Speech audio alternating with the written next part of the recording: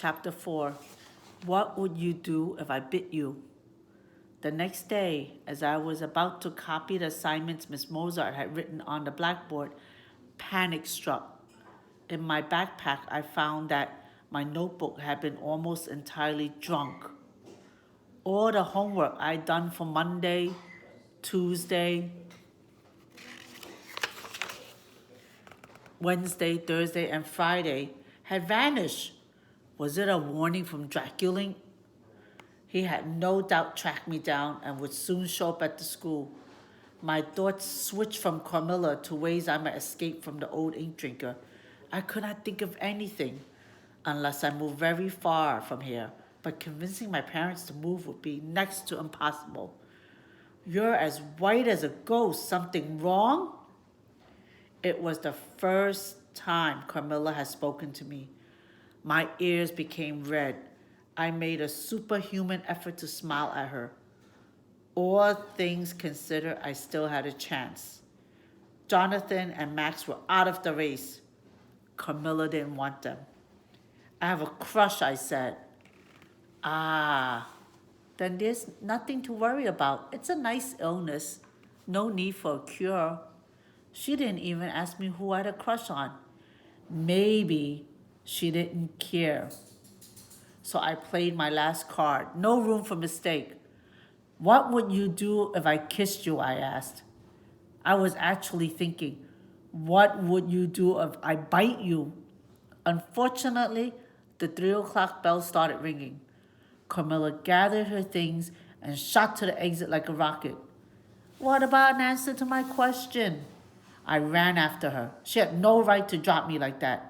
As I passed Jonathan and Max, I slowed down. I didn't want them to guess what was going on, but from the way I was blushing, they understood that I, too, was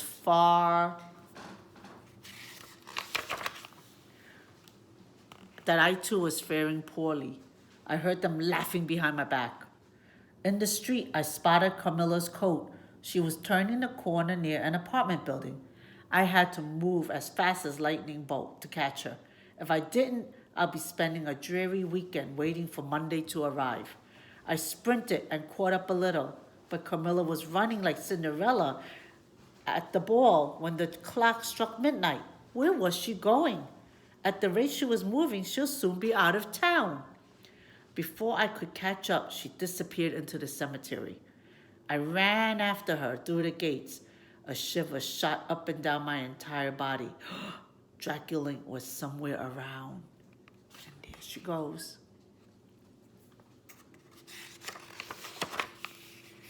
I decided that Carmilla was probably the daughter of the cemetery groundkeeper. Why else would she have raced over here?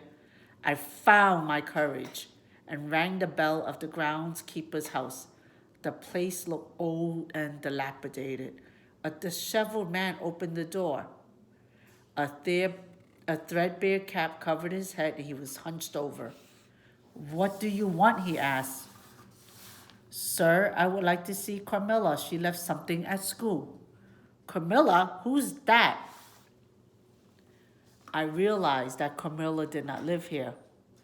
So what was she doing in the gloomy place? Wait a minute. Carmilla, it rings a bell. I must figure this out. The groundskeeper put on his coat, grabbed a flashlight, slammed the door on his way out. I saw the roof vibrate and took a step back. A tile fell 2 inches away from me. Nothing to worry about. Repairs are overdue, but who's got time for that? Follow me. The sky was getting dark. My guide moved in and out of the pathways, the way I do in my neighborhood streets. He knew everyone here. He was constantly saying, "Good evening, madam, good evening, sir," and more than once I thought I heard sounds like sighs answering him. From behind, he looked like Quasimodo. One shoulder was much higher than the other, and his gait reminded me of a chimpanzee. How could he possibly have been Carmilla's father? It was nighttime now. I wish I had not followed him. Eventually, he stopped in front of a very old and beautiful grave.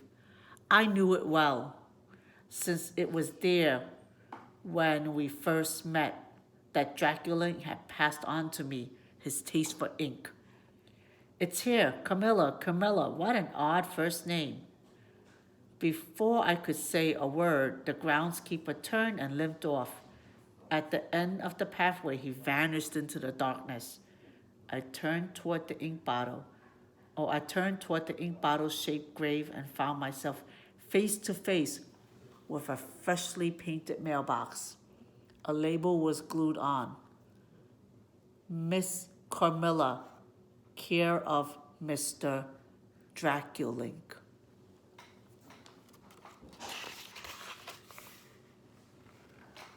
Chapter 5, and that's for tomorrow.